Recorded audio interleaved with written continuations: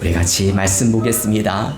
오늘 함께 나눌 말씀은 마태복음 1장 23절 말씀입니다. 우리 마태복음 1장 23절 말씀 함께 봉독하겠습니다. 보라, 처녀가 잉태하여 아들을 낳을 것이요 그의 이름은 임마누엘이라 하리라 하셨으니 이를 번역한즉 하나님이 우리와 함께 계시다 함이라. 아멘. 우리가 지금 보고 있는 이 말씀 마태복음은 신약 성경에서 첫 번째 성경입니다. 뭐 다 아시겠지만 이 마태복음 앞에 무슨 성경이 있나요? 막 그랬더니 주일학교 학생들이 막 찾더라고요. 제 건 아무것도 없는데요. 그래서 구약 성경에 말라기가 있습니다. 대선지자 말라기 선지자를 통해서 하나님께서 말씀해 주시고 이 신약 성경에 말씀하기까지 400년이란 시간이 있었습니다. 이게 작년부 설교가 재미가 없어요. 주일학교는 막 아이들이 400년이요? 막 그러더라고요. 400년 동안 하나님이 아무 말씀을 하지 않으셨어요. 얼마나 이스라엘 백성들은 답답했을까요? 근데 하나님께서 400년 후에 그들에게 말씀을 주신데 그 말씀의 내용이 바로 메시아이신, 너희들이 그토록 기다렸던 메시아이신 예수 그리스도에 대한 이야기를 하십니다. 이 마태복음은 다른 공관복음과 다르게 유대인들을 대상으로 한 복음입니다. 이 유대인들이 우리나라로 말하면 약간 유교적인 그런 생각들이 좀 있습니다. 그래서 특별히 자기들 중심적으로 특별히 자기들이 선택받은 선민이란 그런 생각들이 많이 있습니다. 그리고 그런 권위의식이 있었는데요. 그런 선택받은 선민이라면 선민답게 살아야 되는데 그들의 삶은 그러지 않았습니다. 오히려 더 무지했습니다. 그래서 죄인들을 구원하러 오신, 진짜 그들을 구원하러 오신 그 메시아이신 예수님을 알아보지 못합니다. 오히려 예수님을 핍박합니다. 심지어 십자가에 죽기까지 했습니다. 이 마태복음은 이러한 유대인들의 그들의 잘못된 신앙을 바로잡고 예수님께서 너희들이 그토록 기다렸던 그 메시아, 너희들이 간절히 고대했던 너희를 구원할 자이심을 지금 보여주고 있습니다. 그러면서 유대인들이 가장 중요하게 생각하는, 뿌리라고 생각하는, 뼈대라고 생각하는 족보의 이야기를 합니다. 이 마태복음은 유대인들이 생각하는 방식으로 그 족보를 적으시는데요. 믿음의 조상인 그 아브라함으로부터 그 예수님까지 족보를 기록합니다. 그러면서 예수님이 바로 그 아브라함, 그리고 너희들이 그렇게 존경하고 잘잘하게 생각하는 그 다윗의 왕가의 후손임을 보여주고 있습니다. 또한 이 마태복음은 다른 공관복음과 좀 다른 점이 있는데요. 이 마태복음은 성령의 감동이 되어 세리 마태가 기록됐습니다. 여러분, 세리라는 사람은 그의 직업상 숫자에 밝습니다. 그런데 그의 기질이 이 마태복음에 그대로 기록되어 있습니다.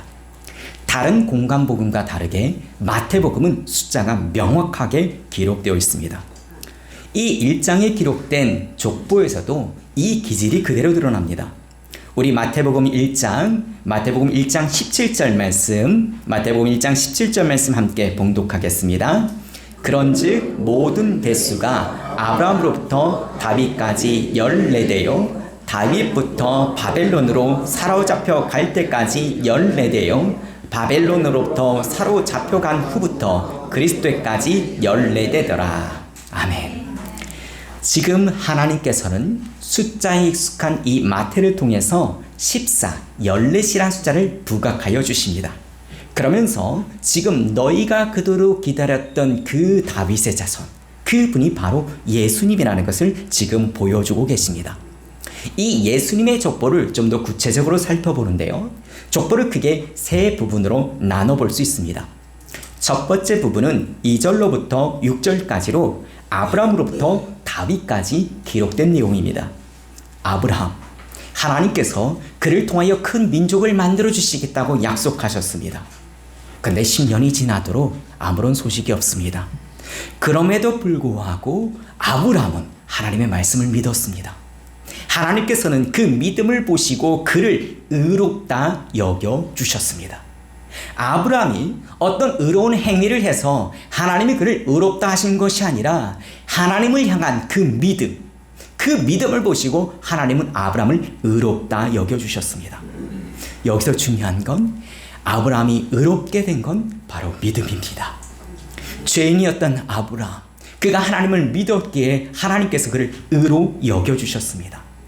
그런데 이것이 아브라함뿐만 아니라 다윗에게까지, 그들 모두가 죄인이었음에도 불구하고 하나님은 그들이 회개하고 그들이 하나님을 향한 그 믿음을 보시고 그들을 의롭다 여겨주셨다는 것입니다. 또한 이 족보에는 좀 유대인들이 볼 때는 좀 거북한 내용들이 있습니다. 바로 이방 여인들이 4명이 기록되어 있습니다. 다말, 라합, 룻, 우리아의 아내입니다. 이방 여인들이 자신들이 생각할 때는 뼈대 있는 지방 가운데 들어와 있는 것 자체가 어려울 수도 있습니다. 특별히 다말 같은 경우는 시아버지를 통해서 자녀를 낳았습니다.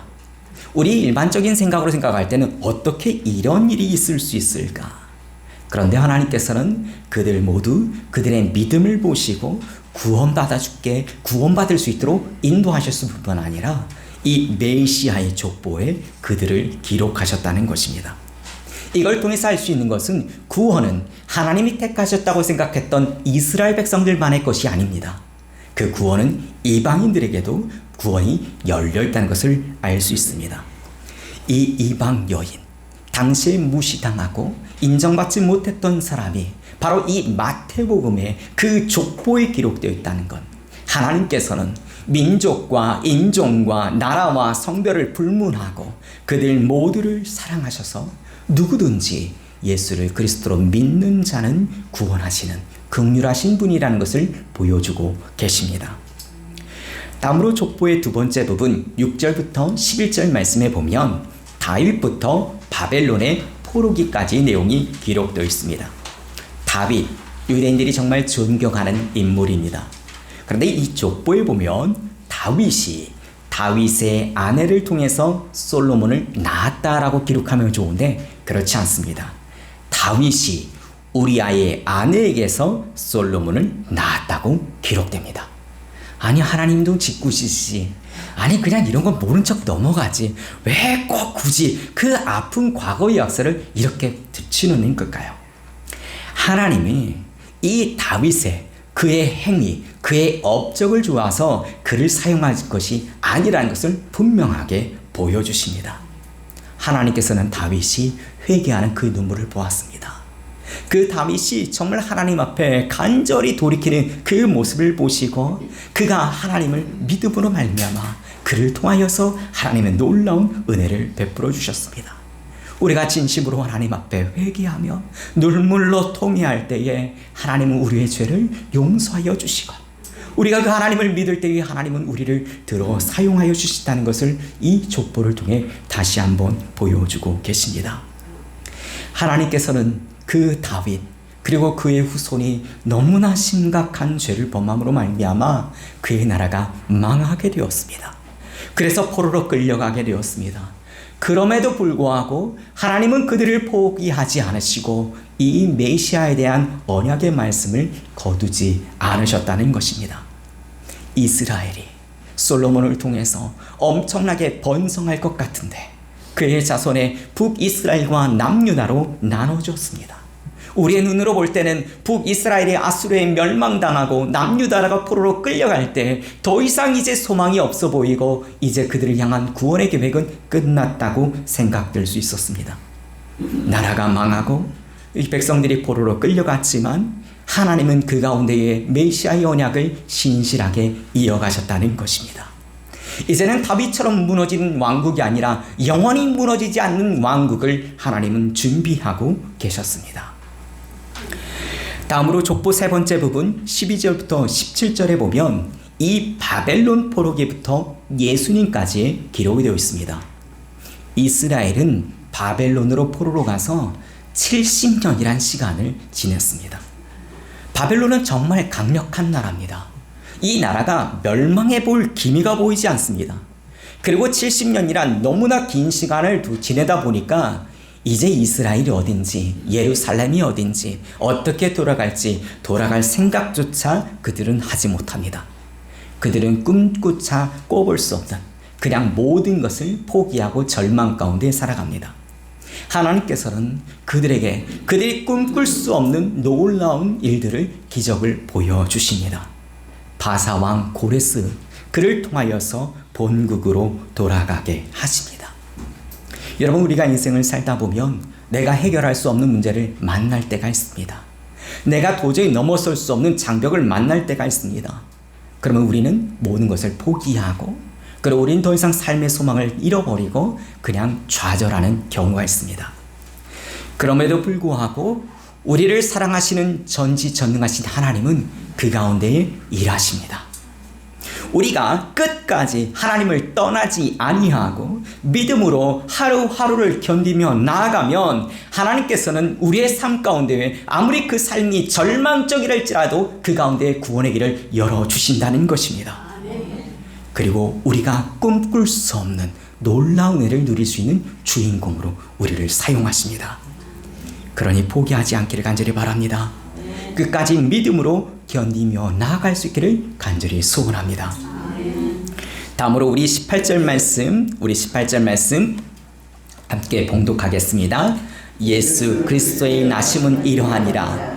그의 어머니 마리아가 요셉과 약혼하고 동거하기 전에 성녀로 잉태된 것이 나타났더니. 아멘. 예수님의 탄생에 대한 이야기가 기록됩니다. 당시 유대인들은 약혼하고 1년 동안 결혼을 준비합니다. 지금 요셉은 이 마리아와 약혼을 하고 약혼자로서 앞으로 행복하게 살아갈 날을 꿈꾸고 있습니다. 아마 결혼을 앞둔 남자들은 다 그럴 거예요. 얼마나 기쁘고 얼마나 좋고 앞으로 어떻게 살아갈지 수많은 꿈을 살아가면서 하루하루가 행복했을 것입니다. 그런데 예상치 못한 일이 일어납니다. 아내 마리아가 임신한 것입니다. 어쩌면 너무나 당혹스러움을 넘어서서 화가 날 수도 있었습니다. 그리고 구약의 율법대로 말하면 지금 돌로 쳐서 죽게 할 수도 있었습니다. 그런데 본문의 19절 말씀처럼 요셉은 의로운 사람이었습니다. 이를 크게 알리지 않고 조용히 약혼하는 관계를 끊고자 하였습니다. 요셉이 꿈에 천사를 만나게 됩니다. 20절 21절 말씀인데요. 우리 20절 21절 말씀 함께 봉독하도록 하겠습니다. 이를 생각할 때에 주의 사자가 현몽하여 이르되 다윗의 자손 요셉아 너의 아내 마리아 데려오기를 무서워하지 말라. 그에게 잉태된 자는 성령으로 된 것이라. 아들을 낳으리니 이름을 예수라 하라. 이는 그가 자기 백성을 그들의 죄에서 구원할 자이심이라 하니라. 아멘. 지금 너희 아내 마리아가 임신한 것은 부정한 방법으로 임신한 것이 아니라 성령의 특별한 능력으로 임신한 것을 천사가 알려줍니다. 요셉은 이런 얘기를 들어본 적이 전혀 없습니다. 그래서 너무나 당혹스럽습니다. 주의 사자가 21절에 보면 아들을 낳으리니 그 이름을 예수라고 하면서 예수라는 이름까지도 지어주셨습니다.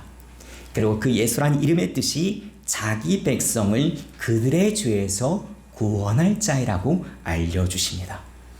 지금 태중에 있는 아기, 그 자기 아내 마리아의 태중에 있는 아기가 바로 메시아이심을 보여준 것입니다. 요셉은 유대인이었습니다. 그래서 이 말이 무엇을 의미하는지, 메시아가 무엇을 이야기하는지 그들은 알았을 것입니다. 많은 유대인들이 간절히 간구했던, 그들을 구원해 줄 수 있는, 그들이 간절히 고대했던 그 메시아가 다윗의 혈통에 난다는 것은 알고 있었습니다. 하지만 구체적으로 어느 집안을 통해서 나올지는 몰랐을 것입니다.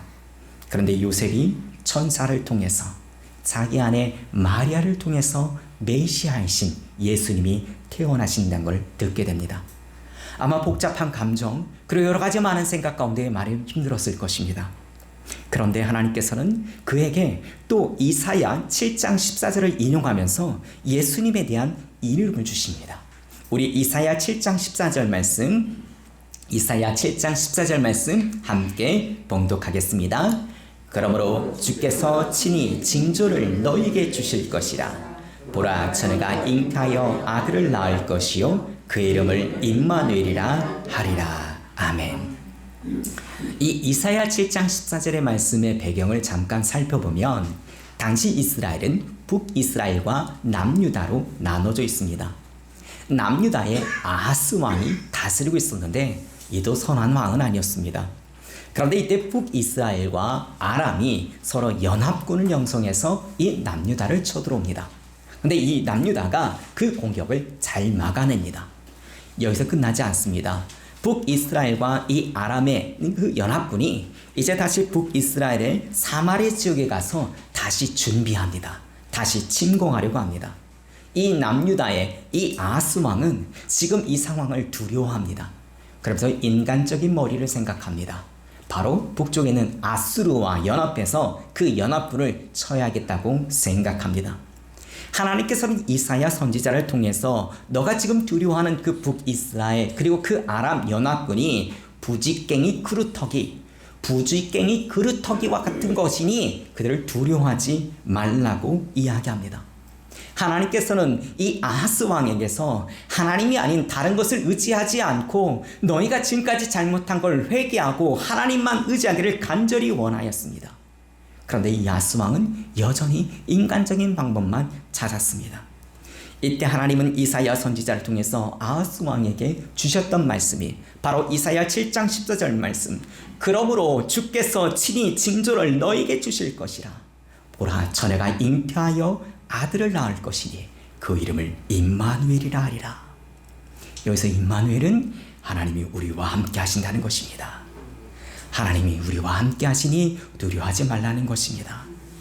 북이스라엘과 그 아랍의 연합군이 언제 쳐들어올지 모르는 그 두려움, 그 하루하루 그 시간들, 너무나 지옥과 같은 그 시간 가운데 있지만 하나님이 임마누엘 너희와 함께 하시겠다는 약속의 말씀을 주셨습니다.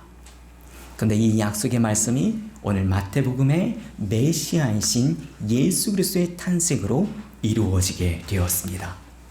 정말 성자 하나님이신 그 예수님께서 동정녀 마리아의 몸을 통하여서 성령으로 이 땅 가운데 태어나셨습니다. 그리고 정말 임마누엘이란 말처럼 성자 하나님이신 그 하나님께서 하늘의 영광을 버리시고 이 땅에 인간의 몸을 믿고 이 땅에 오심으로 말미암아 우리와 진짜 함께 해주셨습니다. 사실 유대인들은 하나님을 두려워했습니다. 하나님을 가까이 할 수 있는 분이라고 생각하지 않았습니다. 하나님을 거룩하고 두려운 존재로 생각했습니다.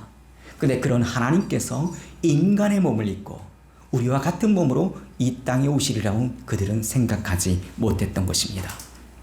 우리 빌립보서 2장 6절에서 8절 말씀, 우리 빌립보서 2장 6절에서 8절 말씀 함께 봉독하겠습니다. 그는 근본 하나님의 본체시라 하나님과 동등됨을 취할 것으로 여기지 아니하시고 오히려 자기를 비워 종의 형체를 가지사 사람들과 같이 되셨고 사람의 모양으로 나타나사 자기를 낮추시고 죽기까지 복종하셨으니 곧 십자가에서 죽으심이라. 아멘. 성자 하나님은 아무런 죄가 없으신 분이십니다. 그런데 그런 분이 하늘의 영광을 버리고 자기를 완전히 비워 연약한 우리 인간의 몸을 입고 이 땅에 오셨습니다. 근데 그것도 그냥 오신 것이 아니라 정말 비참한 모습으로 비참한 상황 가운데 오셨습니다. 예수님께서는 태어날 때 있을 여관이 없어서 강보에 쌓인 채 구유에 누이셨습니다. 얼마나 그 탄생부터 너무나 마음이 아팠는지 아마 자녀를 낳으신 분들은 다 알겠지만 자기 목숨을 다해서 가장 잘해주고 싶은 것이 바로 아이인데 그 아이를 이렇게 낳아야 될 그의 부모의 심정은 어땠을까요? 뿐만 아니라 예수님이 또 자란 곳은 나사렛이라는 시골입니다. 그것도 목수의 아들. 그래서 예수님은 나사렛 사람 그리고 목수의 아들 요셉의 아들이라는 별로 좋지 못한 대우를 받았습니다. 예수님께서 때가 되어서 예루살렘에 입성하십니다. 그런데 나귀를 타십니다. 그것도 자기 것도 아니라 남의 나귀를 빌려 타십니다. 그렇다면 예수님은 거할 곳이 있으셨나요? 아닙니다. 머리 둘 곳조차 없으신 그런 삶을 사셨습니다. 그러면 예수님께서 정말 마지막에 최후의 만찬을 할 때 근데 그것조차도 남의 다락방을 빌려서 쓰셨습니다. 온갖 고초를 당하고 온갖 핍박을 당하고 십자가에서 아무런 말씀 없이 어린 양처럼 돌아가셨습니다. 그러면 죽고 난 후 그 무덤도 심지어 남의 무덤을 빌려서 돌아가셨습니다. 예수님의 삶은 상상할 수 없는 너무나 비천하고 너무나 말도 안 되는 삶의 연속이었습니다. 하지만 그는 성자 하나님이십니다. 그는 온 인류를 구원할 메시아이십니다. 그가 십자가에서 죽으심으로 말미암아 사망 권세를 이기시고 부활의 권세를 우리에게 주셨습니다. 그리고 누구든지 회개하고 그를 믿는 자마다 죄 사함을 받을 수 있도록 놀라운 권세를 주셨습니다. 그리고 그를 믿는 자마다 구원받아서 사망 권세를 이기고 예수님처럼 부활에 참여할 수 있는 권세를 주셨습니다. 그것뿐만 아니라 보혜사 성령님을 보내주셔서 영원히 우리와 함께 해주셨습니다. 이것이 복음입니다. 이것이 바로 임마누엘, 우리와 함께 하시는 하나님입니다. 여러분, 우리 인간은 살다 보면 자신의 한계에 부딪힐 때가 있습니다. 여러분, 그렇지만 성자 하나님이신 예수님은 한계가 없습니다. 예수님은 병든 자를 고쳐주셨습니다. 예수님은 죽은 자를 살리셨습니다. 예수님은 무리를 걸으셨습니다. 예수님은 십자가에서 죽으시고 부활하셨습니다. 예수님은 메시아로서 인간의 죄, 죽음의 문제를 해결하여 주신 분이십니다. 그 예수님만이 우리의 유일한 구원자가 되심을 믿을 수 있기를 간절히 바랍니다. 여러분 가운데 혹시 질병으로 또는 재정으로 또는 사람과의 관계로 힘든 분이 계십니까? 어떤 일은 남에게 말할 수 없는 정말 힘든 일로 혼자 고민하다가 자신의 목숨을 끊음으로 말미암아 그 고통에서 벗어나려고 하는 분들도 계십니다. 여러분, 아무리 힘들고 어렵다 할지라도 여러분 십자가에 계시는 그 예수 그리스도, 우리를 사랑하사 마지막 그 피 한 방울까지 내주셨던 그 예수 그리스도를 기억할 수 있기를 간절히 바랍니다. 그 누구도 자신이 겪고 있는 이 아픔을 이해할 수 없을 것이라고 생각하시는 그 순간이 있다면 우리를 사랑하사 자신의 몸을 아낌없이 십자가에 내오신 그 예수 그리스도를 다시 한번 생각하여 주시기를 간절히 바랍니다. 그리고 그 예수님이 지금 이 순간에도 우리와 함께 하심은 임마누엘의 하나님의 있음을 믿을 수 있기를 간절히 바랍니다. 그 누구도 해결할 수 없는 문제, 그 가운데에 우스러운 가운데에 빠져 있을지라도 오직 하나님만이 우리를 구원해 줄 수 있습니다. 그러니 세상에 허망하고 허탄한 것들을 바라보며 그것을 붙잡지 않기를 바랍니다. 그것을 의지하지 않기를 바랍니다. 오직 우리를 구원할 수 있는 참된 능력의 임마누엘 하나님만 붙잡고 나아갈 수 있기를 간절히 바랍니다. 그러므로 한 걸음 한 걸음 나아가십시오. 한 걸음 한 걸음 살아갈 삶의 의미를 가지고 나아갈 수 있기를 간절히 바랍니다. 그러므로 여러분의 마음과 여러분의 생각과 여러분의 삶터 가운데 하나님의 통치하심과 하나님의 다스리심, 하나님만이 줄 수 있는 그 평안과 기쁨과 감사가 가득 차는 하나님의 나라가 펼쳐질 수 있기를 우리 주 예수 그리스도 이름으로 축원합니다.